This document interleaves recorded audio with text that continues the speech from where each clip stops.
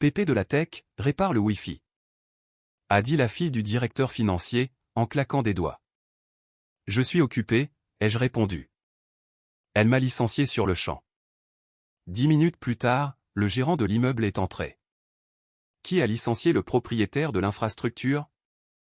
Il m'a désigné du doigt. Il ne réparait pas notre réseau. Bon courage pour le renouvellement de votre bail. Le bruit de doigts qui claque juste à côté de votre oreille, c'est quelque chose que l'on n'oublie jamais. C'est sec, c'est exigeant, et, quand cela se produit à 10 cm de votre tête, alors que vous étudiez un schéma complexe de routage de fibre optique, cela équivaut, fondamentalement, à une déclaration de guerre. Et, Pépé de la tech. Ici la Terre, Pépé de la tech. Je m'appelle Jason Martinez, j'ai 49 ans, et je n'ai pas levé les yeux. Immédiatement. Je fixais le schéma d'une boucle de redondance de phase 3. Celle-là même qui devait empêcher le 42e étage de la Phoenix Financial Tower de fondre, durant un autre été caniculaire à Dallas. Mon doigt suivait la ligne, là où le système de refroidissement de secours se connectait à la salle des serveurs principal. C'était un écosystème délicat, fait de puissance et de précision, que j'avais personnellement conçu, négocié, et installé, au cours des 26 dernières années. En commençant juste après ma démobilisation de la Navy. Le claquement a retenti. De nouveau, plus rapide cette fois, comme une sorte de métronome impatient. Je sais que tu m'entends, a dit la voix. C'était Ashley Reynolds. Évidemment. C'était Ashley. Ashley avait 24 ans, portait des vêtements de sport de marque qui coûtaient plus cher que la mensualité de mon pick-up, et affichait le titre de « directrice de l'innovation numérique ». Pour autant que je puisse en juger, cela signifiait simplement que son papa, Gary, était le directeur financier de la holding, et qu'elle pouvait ainsi jouer à la PDG de start-up avec l'argent des autres. Du népotisme classique, joliment emballé dans des mots à la mode de la génération. J'ai fini par faire pivoter ma chaise. Je peux t'aider, Ashley? Le Wi-Fi. A-t-elle dit, en agitant sa main manucurée vers la salle de conférence. Vitrée, juste derrière elle, où 5 autres gamins en sweat à capuche. Identiques fixaient un écran zoom figé. Ça rame complètement. On pitch devant les investisseurs de la série B dans 3 minutes. Répare ça, tout de suite. J'ai pris une lente inspiration. Je suis un homme de 49 ans, vêtu d'une chemise bien repassée. Je ne porte pas de badge d'entreprise autour du cou. Je ne trimballe pas de boîte à outils. Si j'étais assis à cette table de conférence, c'était uniquement parce que la lumière y était meilleure pour lire les plans d'infrastructure, et non parce que j'attendais qu'on me transmette des tickets d'assistance. Je ne suis pas de l'informatique, Ashley, ai-je dit, en gardant un ton calme.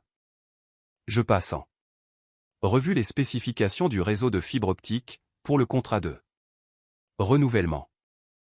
Si tu as des problèmes de latence, tu dois soumettre un ticket d'incident par les canaux officiels.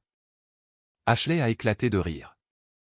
C'était un rire sec, un glapissement agressif qui fonctionnait probablement très bien avec ses copines de sororité à l'université, mais qui n'avait strictement aucun effet sur quelqu'un qui avait passé 8 ans à obéir à des officiers de la Navy.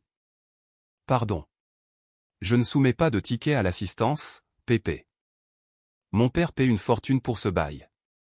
Redémarre juste le routeur, ou je ne sais quoi. Fais ton travail. Je me suis retourné vers mon schéma. Je fais mon travail, et je n'ai pas d'accès administrateur à votre réseau local. C'était, apparemment, la mauvaise réponse. Ashley a frappé violemment la table. En acajou de la main, faisant trembler ma tasse de café, et propageant des ondes à la surface du liquide.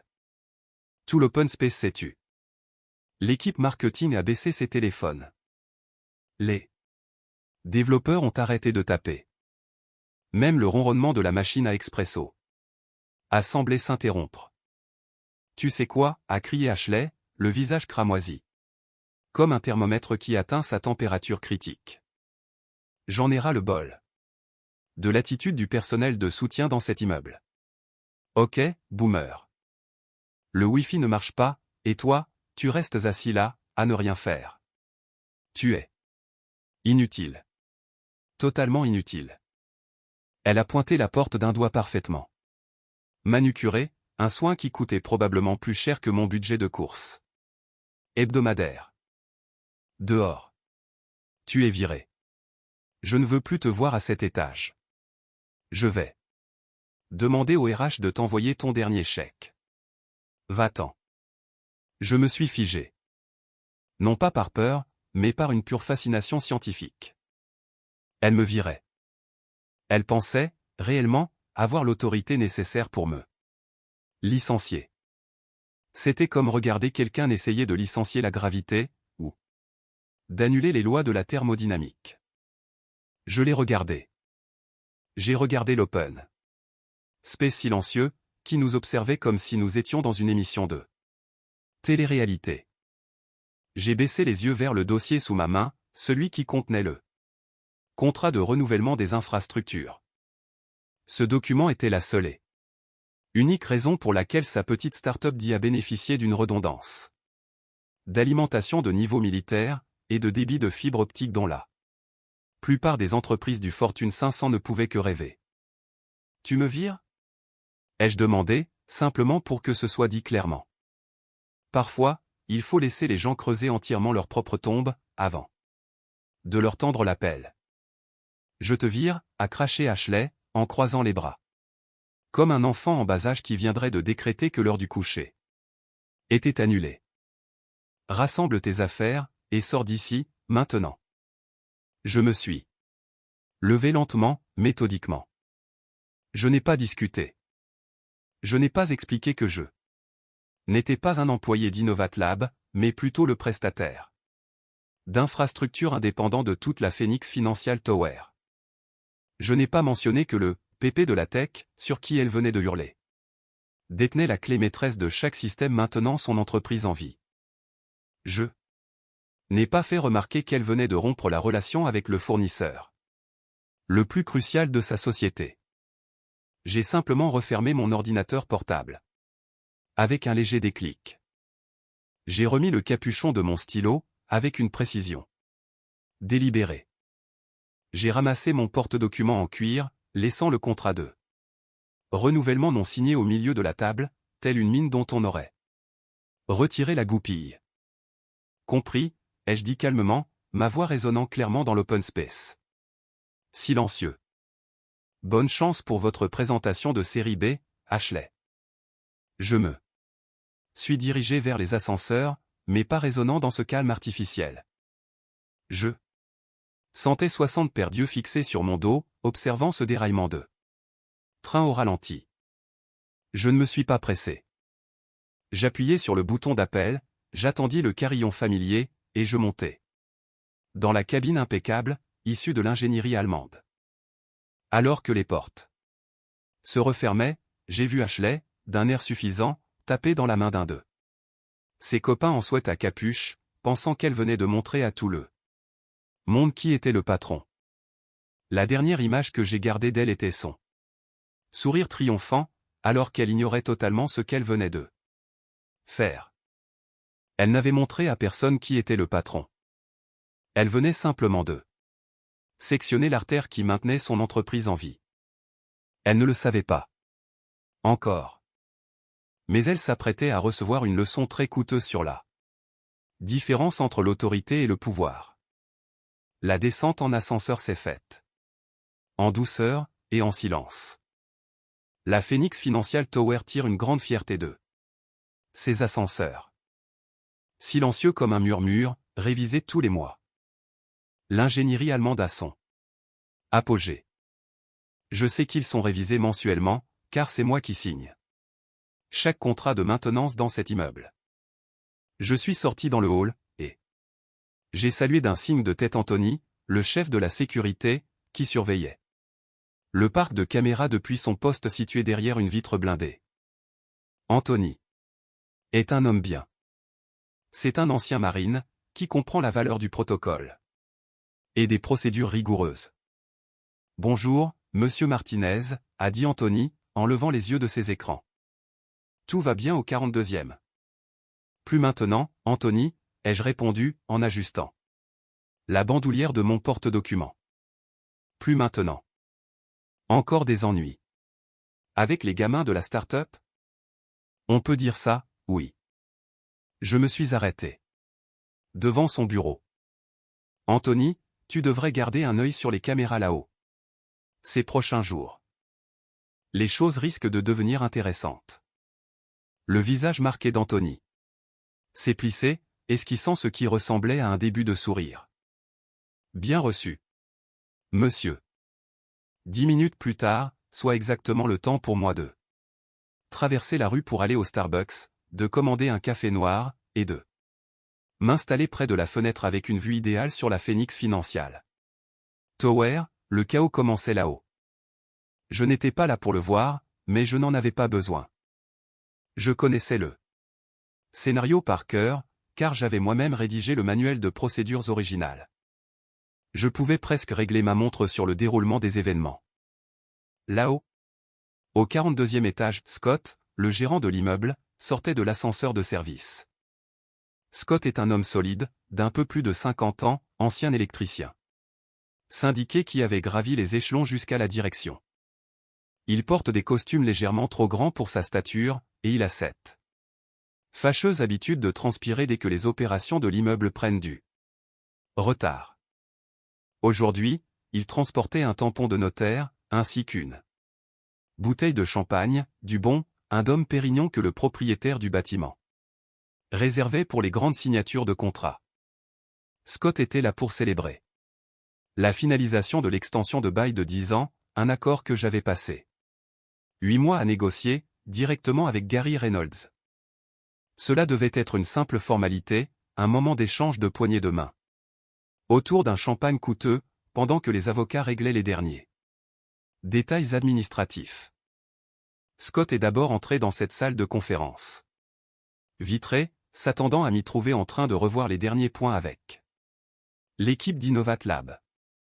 À la place, il a trouvé Ashley, et sa bande, encore sous le coup de l'adrénaline, ignorant totalement l'équivalent corporatif d'une bombe nucléaire qui venait d'exploser sous leurs pieds. « Bonjour tout le monde », a dit Scott, en essayant de paraître jovial, malgré la sueur qui perlait déjà sur son front. « Où est notre homme du jour ? Nous avons des papiers à signer, et du champagne à déboucher. » Ashley a pivoté sur sa chaise ergonomique, l'air agacé par cette interruption. « Qui ça ? » Jason Martinez, a répondu Scott, en balayant la pièce du regard, comme s'il cherchait un disparu. Il a dit qu'il finalisait les détails de l'infrastructure ici. Nous devons faire signer l'avenant de service avant 17 heures, sinon la clause d'antériorité sur votre système de refroidissement expirera à minuit. Ashley a attrapé une boisson énergisante dans le mini-frigo, un truc bio qui coûtait probablement plus cher au litre que de l'essence super. Oh, lui. Le vieux avec un sérieux problème d'attitude. Oui, je l'ai viré il y a environ 20 minutes. Il était incapable de résoudre un simple problème de réseau. L'atmosphère dans la pièce s'est figée instantanément. Ce n'était pas un simple blanc dans la conversation. C'était le genre de silence absolu qui survient juste avant qu'un bâtiment ne s'effondre, lorsque toutes les poutres de soutien ont été sectionnées, mais que la gravité ne s'est pas encore manifestée. Scott a scié plusieurs fois, comme si on venait de lui parler en grec ancien. Il a essuyé la sueur de son front, avec un mouchoir déjà humide. Je suis désolé, Ashley. Tu as fait quoi, exactement? Je l'ai viré, a répété Ashley plus lentement, comme si elle expliquait la physique quantique à un enfant de maternelle. Il était totalement incompétent. Incapable de régler la lenteur de notre Wi-Fi. Quand je lui ai demandé de faire son travail, il m'a sorti tout un blabla sur les canaux officiels, et les accès administrateurs. Un vrai poids mort. Elle a fait un geste de dédain avec sa main manucurée. Alors, je lui ai dit de faire ses valises et de partir. 2. Rien, au passage. Nous avons besoin de prestataires qui résolvent les problèmes. Pas de gens qui se cherchent des excuses. Scott l'a dévisagé. Puis, il a regardé la chaise vide où j'aurais dû être. Assis. Enfin, il a fixé le contrat non signé, posé sur la table en acajou comme une arme chargée. Je pouvais presque voir sa tension artérielle grimper en flèche depuis l'autre côté de la rue.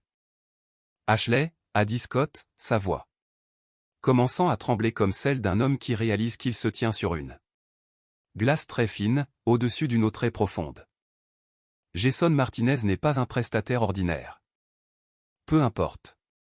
C'était Justin. Jason Martinez est l'ingénieur des systèmes d'infrastructure. L'a interrompu Scott, son murmure ayant soudainement plus d'autorité que les éclats de voix de la jeune femme. C'est l'entrepreneur indépendant qui détient les contrats de service pour votre réseau de fibres, vos boucles de refroidissement dédiées, et vos systèmes d'alimentation de secours. Sa voix montait d'un ton, à mesure que l'ampleur de la catastrophe se précisait. C'est lui qui contrôle l'automatisation du bâtiment, celle qui empêche vos serveurs de se transformer en presse-papier extrêmement coûteux. Scott a agrippé le bord de la table pour se retenir, ses articulations blanchissant sous la pression. Moi, je gère le personnel d'entretien et la maintenance générale de l'immeuble, Ashley. Jason Martinez, lui, décide si cet étage a de l'électricité, de la climatisation, et Internet. Et toi, tu viens de le virer. Le sourire confiant d'Ashley a commencé à s'effriter. Elle a regardé le dossier posé sur la table avec une méfiance grandissante. Tu plaisantes, j'espère? Il était assis là avec son ordinateur portable, comme un simple technicien informatique de base. Il passait en revue votre renouvellement de bail. La voix de Scott a claqué comme un fouet. Tu viens de congédier la personne qui s'apprêtait à faire économiser 180 000 $ à ton entreprise, en pénalité de service public rétroactive, tout en te garantissant des tarifs bloqués pour la prochaine décennie. La main d'Ashley s'est avancée lentement vers le dossier. Elle l'a ouvert avec l'hésitation d'une personne qui désamorcerait une bombe. Là, sur la première page, écrit en caractères gras qui ressemblaient soudain à une épitaphe. Contrat de service d'infrastructure préparé par Jason Martinez, ingénieur. Système principal, Phoenix Infrastructure Holdings LLC. En dessous, en petits caractères qui auraient tout aussi bien pu être écrits. Avec du sang, système de redondance de niveau militaire, accès au réseau de fibre optique, intégration de l'alimentation d'urgence. Et optimisation de la climatisation pour les environnements informatiques à haute densité. Oh, ah, dit Ashley dans un souffle, à peine un murmure, le bruit d'un monde qui s'effondre en temps réel. Il est parti, a demandé Scott, connaissant déjà la réponse, mais espérant contre toute attente que ce cauchemar ait une issue différente.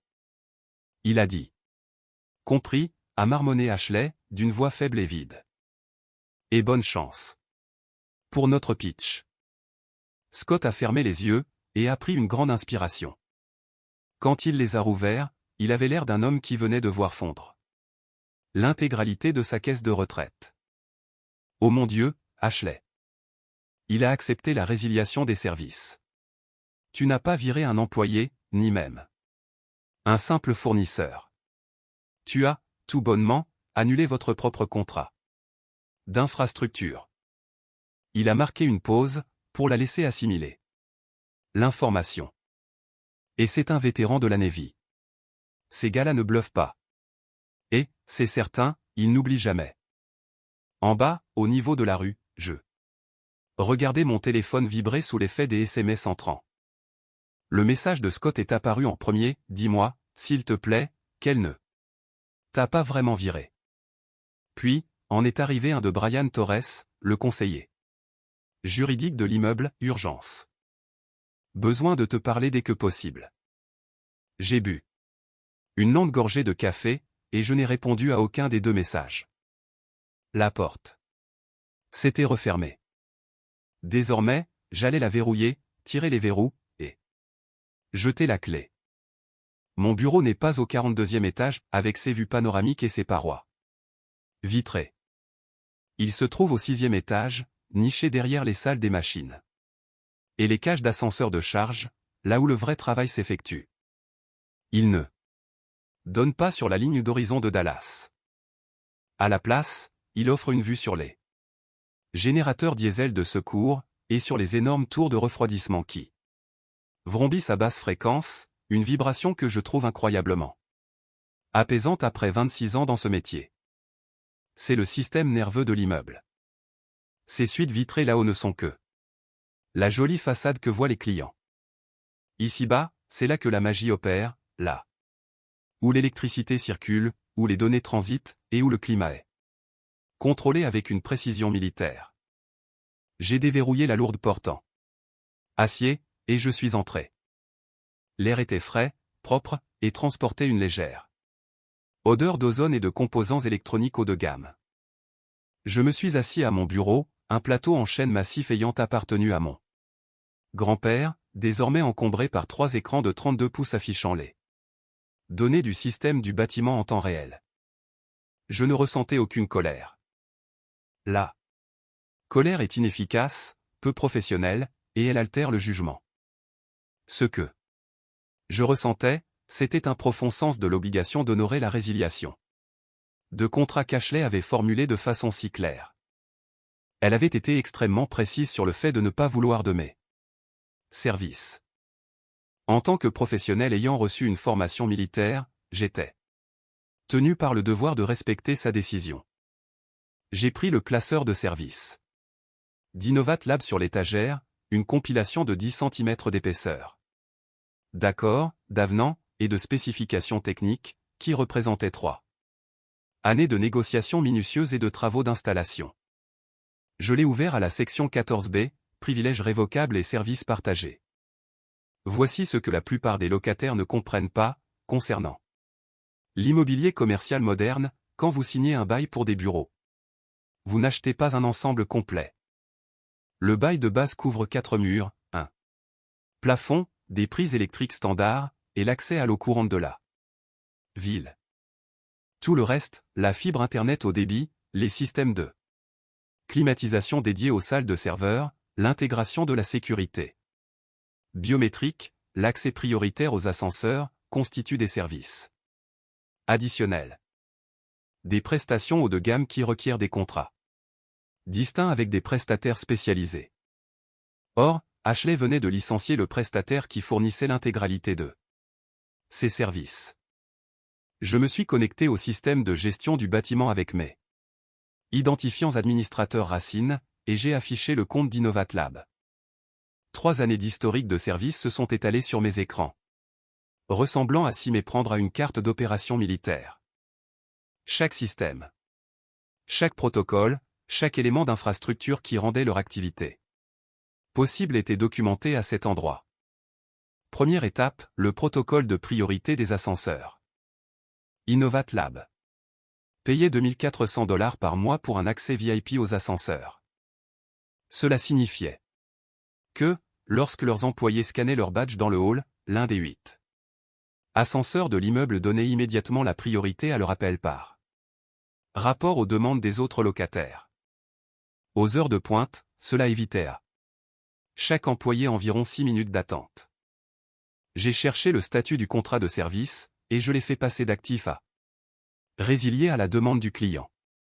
Avec effet immédiat, l'équipe d'Ashley allait devoir faire la queue comme tout le monde, y compris les employés de la clinique dentaire du 12e étage et ceux du cabinet comptable du 15e. Deuxième étape. L'accès au monte-charge. D'après mon calendrier de livraison, Innovat Lab devait recevoir pour $75 000 de nouveaux serveurs le mardi matin. Des racks spécialisés, qui nécessitaient l'utilisation du monte-charge lourd pour atteindre le 42e étage en toute sécurité. L'accès à cet ascenseur exigeait un jeton d'autorisation numérique que je générais, personnellement, pour chaque livraison. J'ai révoqué leur jeton. Quand le camion arriverait le mardi matin, Il n'aurait plus que 2 options, monter ses composants de serveur de prêt. De 100 kg à pied sur 42 étages, ou reporter la livraison en attendant de négocier un nouvel accord de service. Bonne chance pour expliquer ce retard aux investisseurs de la série B. Troisième étape, les systèmes de climatisation. C'était l'option nucléaire. Et, sous la chaleur estivale de Dallas, c'était littéralement une question de survie pour leur matériel. Les bureaux standards bénéficient d'un chauffage et d'une climatisation de base, réglée à environ 22 degrés Celsius, ce qui convient aux humains et à la paperasse. Mais les salles de serveurs génèrent d'énormes charges thermiques, qui exigent des circuits d'eau glacée dédiés, des centrales de traitement d'air spécialisées, et des systèmes de refroidissement redondants. Sous peine de voir des dizaines de milliers de dollars d'équipements surchauffer et se transformer en presse-papier de luxe. J'ai ouvert le schéma du système de climatisation. Pour le 42e étage. Le flux de refroidissement pour la suite 4200 était alors configuré sur « Priorité plus ». Cela signifiait une capacité de refroidissement maximale, avec équilibrage automatique de charge, et protocole de secours d'urgence. Une fiabilité de niveau militaire, que j'avais personnellement conçue et installée. J'ai saisi les nouveaux paramètres. Retour aux normes de base du bâtiment. Désormais, le système se contenterait de maintenir un niveau de confort de base pour les humains, sans fournir de refroidissement supplémentaire pour les composants électroniques à haute densité. Dans environ 90 minutes, alors que la chaleur de l'après-midi à Dallas monterait vers les 34 degrés Celsius, leur salle des serveurs commencerait à cuire. Ce n'était pas du sabotage. Ce n'était pas de la vengeance. C'était, tout simplement, la suppression de prestations premium qui avait été explicitement rejetée par le représentant du client. J'appliquais les procédures de résiliation de manière stricte, exactement comme elles étaient décrites dans nos accords de service. Mon téléphone fixe a sonné. Seules 4 personnes possédaient ce numéro, le propriétaire de l'immeuble, le chef des pompiers, Brian Torres du service juridique, et ma compagnie d'assurance. L'écran affichait le bureau de Brian. Jason. La voix de Brian était tendue par le stress. Je viens de raccrocher d'une conférence téléphonique extrêmement inconfortable. Scott dit qu'Ashley Reynolds t'a viré publiquement, devant 60 témoins. Gary. Reynolds est apparemment en train de faire ce qui ressemble à une crise de panique, dans son bureau d'angle en centre-ville. Elle a mis fin à notre relation professionnelle, ai-je confirmé, tout en activant le haut-parleur et en naviguant vers la base de données de sécurité du bâtiment. Très clairement. Et de manière publique. Elle a été particulièrement catégorique sur le fait qu'elle ne voulait pas de mes services. Nom d'un chien, a grommelé Brian. D'accord, qu'est-ce que tu fais en ce moment même? Et s'il te plaît, dis-moi que tu suis les protocoles de résiliation officielle. Je m'en tiens strictement aux procédures de fin de contrat de service, ai-je déclaré. Je supprime méthodiquement tous les avantages premium qui étaient fournis dans le cadre de notre accord désormais caduc. Je ne peux pas fournir de prestations sans documentation en règle, ni couverture de responsabilité civile.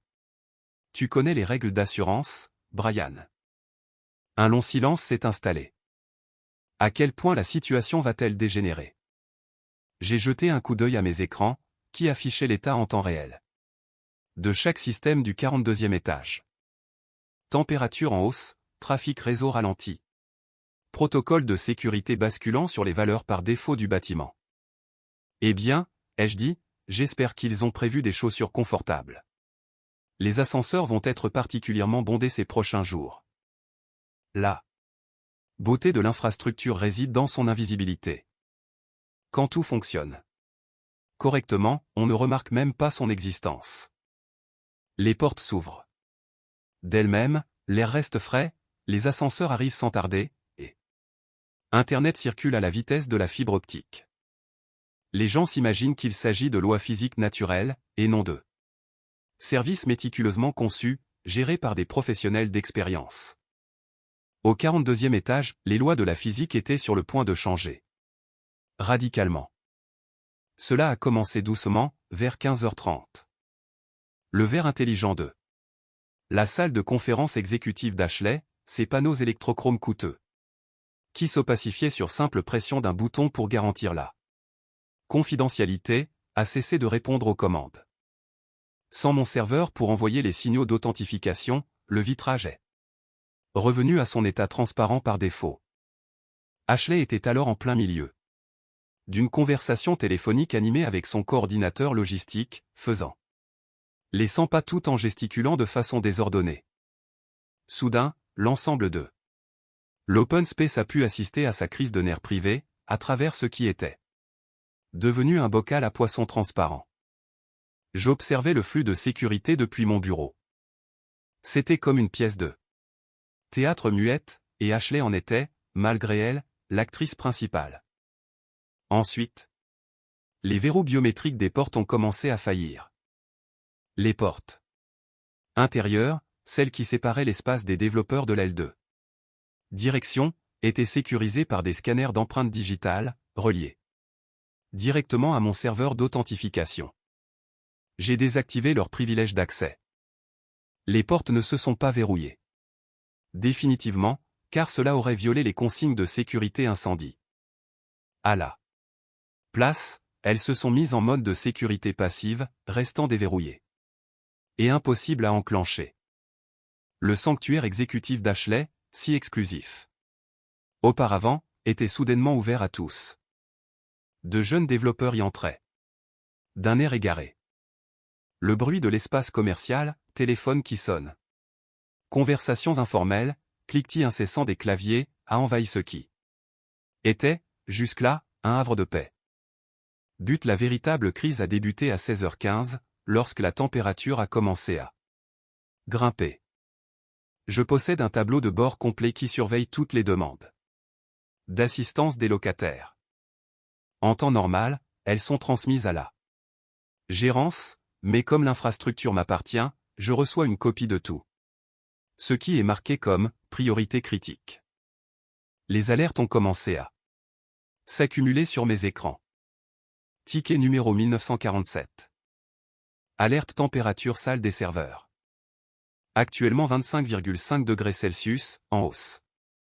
Ticket numéro 1848. Accès refusé toilette de la direction. Badges inopérants. Ticket numéro 1849. Connectivité Internet dégradée. Perte de paquets proche de 45%. Ashley m'avait traité de « pépé de la tech », mais elle ne comprenait absolument pas ce qui faisait fonctionner ses propres technologies. Leur connexion par fibre était une allocation de bande passante gérée sans mes protocoles de priorisation du trafic, leur transfert massif de données se retrouvait désormais en concurrence directe, et à égalité, avec tous les autres locataires, y compris la clinique dentaire du 12e étage qui transférait ses radiographies numériques sur le cloud. Les visioconférences d'Ashley ont commencé à ressembler à des graphismes de jeux vidéo 8 bits de 1985. Ma messagerie a émis un signal sonore pour un nouveau message d'Ashley. Objet. Dysfonctionnement système, urgent. Salut, la clim a l'air en panne et certain. Verrou de porte ne fonctionne pas bien. Tu peux jeter un coup d'œil rapide? On a vraiment besoin que ce soit réglé avant notre appel avec les investisseurs. À 17h. Merci. Pas d'excuses. Aucune reconnaissance du fait qu'elle m'avait viré publiquement, à peine 3 heures plus tôt. Simplement une exigence de plus pour un dépannage immédiat, comme si je faisais toujours partie de son assistance technique personnelle. J'ai archivé le message sans y répondre, et je l'ai étiqueté « Demande de service non autorisée de la part d'un client résilié ». Mon téléphone a sonné 10 minutes plus tard. C'était Scott, paniqué. Jason, a-t-il chuchoté d'un ton pressant, elle est en bas dans le hall, en train de hurler sur Anthony. Elle prétend que les systèmes de l'immeuble attaquent sa société. Elle exige que Patrick, de la maintenance, pirate le thermostat pour remettre la clim. Patrick ne peut pas pirater le thermostat, ai-je répondu calmement. Il est protégé par un chiffrement de niveau militaire AES 256 bits, et il est câblé physiquement au système central de gestion du bâtiment. J'ai conçu le réseau de cette façon, précisément pour empêcher tout accès non autorisé. Elle menace de poursuivre l'immeuble en justice pour manquement aux conditions de décence, a poursuivi Scott. Le bail de base garantit la régulation thermique pour l'occupation humaine. Un maximum de 23 degrés Celsius environ. Ai-je expliqué. Il ne promet en aucun cas de refroidir des fermes de serveurs à haute densité. Cela relevait de notre avenant d'infrastructure, celui qu'elle a rejeté lorsqu'elle m'a viré. Vers 17h30, la température de la salle des serveurs a atteint 29 degrés Celsius. Les protocoles de sécurité automatisés se sont déclenchés, bridant la vitesse de calcul de leur machine pour éviter des dommages thermiques irréversibles. La présentation pour la série B qu'ils essayaient de ploder, frénétiquement, rampait sur Internet à un rythme plus lent que les connexions bas débit de 1995. Pendant que le monde d'Ashley était en train de surchauffer, littéralement, je dînais au Capital Grille avec Kevin Hoffman, le PDG de Techflow Consulting. Kevin essayait d'obtenir des bureaux haut de gamme dans la Phoenix Financial Tower depuis plus de 2 ans, mais Gary Reynolds l'avait, systématiquement, devancé sur les plus belles suites disponibles. J'ai une opportunité intéressante à te proposer, ai-je dit à Kevin, au cours de steak parfaitement grillé. Une capacité d'infrastructure à haute priorité vient tout juste de se libérer. Une fiabilité de niveau militaire, un réseau de fibres dédiés, et des systèmes de refroidissement redondants. Les yeux de Kevin se sont illuminés. Je croyais qu'Innovat Lab avait verrouillé ça pour des années. Le représentant du locataire a licencié le prestataire ce midi, ai-je précisé. Prudemment. C'est effectif immédiatement. J'ai fait glisser un contrat sur la table. Kevin n'a pas cherché à obtenir de potins ou de détails. Il était assez intelligent pour se concentrer uniquement sur l'opportunité commerciale. À quel moment peux-tu transférer les services, a-t-il demandé. Ton équipe peut être opérationnelle dès demain matin, ai-je répondu. Allocation complète de bande passante, refroidissement prioritaire, la totale. Kevin a signé un accord de 5 ans, d'une valeur de $900 000, avant même que nous ayons fini notre vin. Je venais de vendre les capacités d'infrastructure d'Ashley à son principal concurrent. Les câbles de fibre passeraient directement par le plafond du 42e étage pour rejoindre les bureaux de Kevin, situés au 18e étage. Ashley se retrouverait littéralement assise juste en dessous de l'Internet au débit qu'elle possédait autrefois, écoutant son ronronnement pendant qu'il fonctionnait pour quelqu'un d'autre. Le dernier domino est tombé le lundi matin, lorsque le système de carte d'accès électronique a expiré. Les badges de sécurité nécessitaient une authentification réseau toutes les 72 heures. Sans mon serveur pour fournir les mises à jour, tous les employés d'Innovat Lab se sont retrouvés bloqués à la porte de leur propre bureau. Depuis le hall, je regardais Ashley se tenir avec toute son équipe devant les portillons de sécurité, passant des badges expirés qui émettaient des bips de rejet. Anthony, fidèle au protocole, leur refusait l'accès faute de justificatif valide. Toi, a hurlé Ashley en m'apercevant traverser le hall, avec ma carte d'accès maîtresse. C'est toi qui fais ça. Je ne fais rien du tout, ai-je répliqué calmement. Votre système de sécurité nécessite une authentification réseau. Vous avez mis fin à vos services. Réseau. Pas de réseau, pas d'accès sécurisé. Gary Reynolds a convoqué une réunion d'urgence cet après-midi-là. Il a proposé de doubler la valeur du contrat pour rétablir les services immédiatement. J'ai expliqué que la capacité d'infrastructure avait déjà été vendue à un autre client, avec un contrat de 5 ans ferme. En l'espace de 6 semaines, Innovat Lab a déménagé dans des bureaux de zone commerciale, dans la banlieue de Plano. Ashley a été promue directrice régionale des projets spéciaux, dans leur nouvelle succursale, un titre pompeux pour masquer un exil dans un endroit où Internet atteint péniblement le bas débit. Techflow s'est installé au 42e étage et s'est révélé être un locataire modèle. Les employés de Kevin soumettent des demandes de services dans les formes, traitent le personnel de l'immeuble avec respect, et comprennent que l'infrastructure exige de l'expertise professionnelle, et non des exigences d'enfants gâtés. Récemment, alors que j'analysais les systèmes du bâtiment dans mon bureau, Kevin est passé me voir accompagné de son neveu, un jeune diplômé en informatique de 22 ans qui commençait son stage. « Je te présente Jason Martinez », a dit Kevin au jeune homme. « C'est grâce à lui si nos serveurs ne tombent jamais en panne, et si notre connexion n'a aucun ralentissement. Première règle ici.